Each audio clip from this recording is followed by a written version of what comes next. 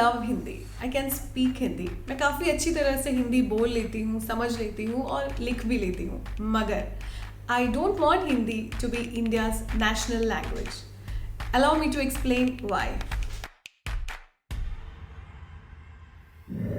Are you even a real Indian? This is a question that these days many Indians have to face in India.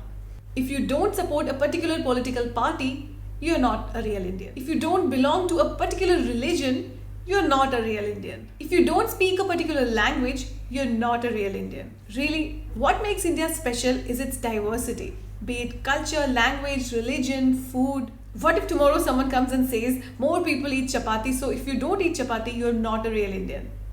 Well, one such notable incident in this category happened recently when DMK MP Kanimuri was asked by a CISF officer that if she doesn't know Hindi, if she doesn't understand Hindi, is she even an Indian?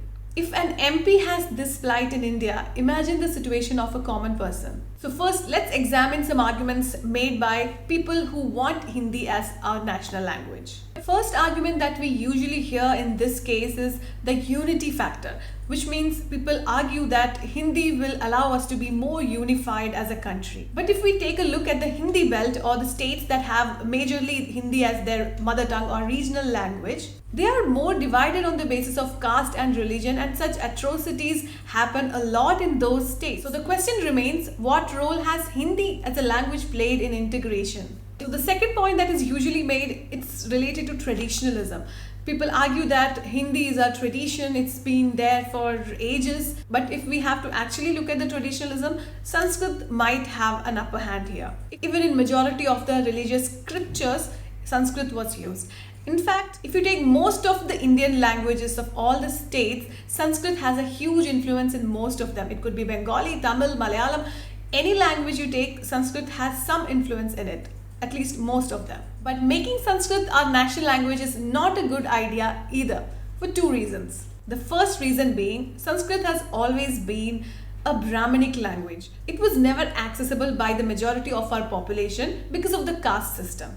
And second reason is it has never updated itself and it's almost a dead language. So there is no need to push it unnecessarily or to promote a religion. And the next argument that Hindi imposers bring upon is that you can speak a foreign language like English, but you have problem in learning or speaking Hindi. For a non-Hindi speaker, Hindi is also a foreign language.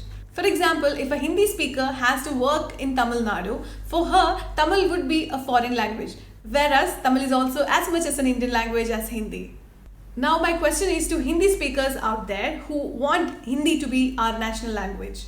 Imagine this hypothetical situation wherein more than 50% of the Indians, except for the Hindi belt, start speaking Malayalam, and almost all of them want Malayalam to be forced as our national language. All government documents, public programs, everything will be in Malayalam.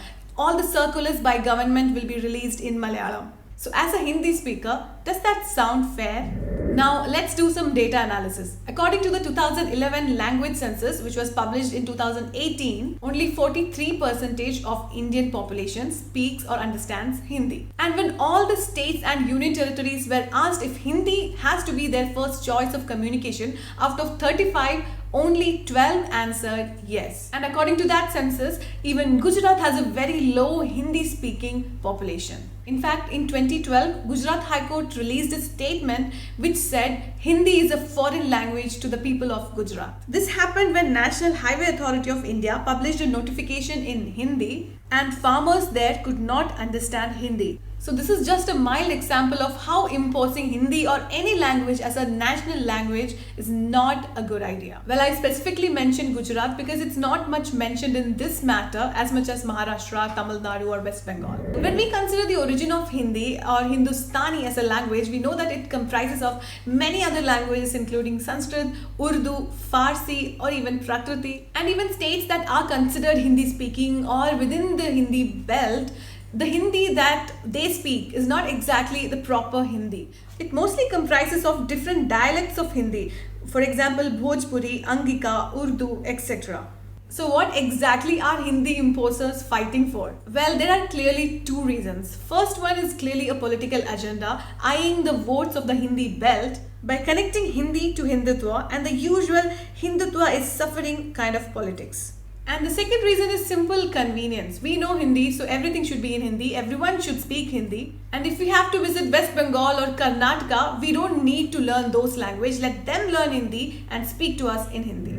So, in conclusion, imposing a national language, especially in a country like India, is a very dangerous idea. I think we can learn something from our neighbors. Sri Lanka tried imposing Sinhalese on Tamil, which led to a long civil war. Pakistan tried to impose Urdu on Bengali-speaking East Pakistanis, and it led to Pakistan and Bangladesh being two separate countries. So if a person loves to or needs to learn a language, let them learn. But forcing something like this in a diverse democracy like India is just a silly, selfish idea.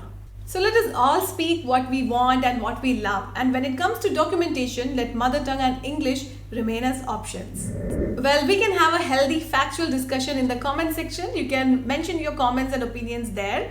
And if you have not subscribed to this channel yet, please consider subscribing. So we'll meet again in the next video. Bye.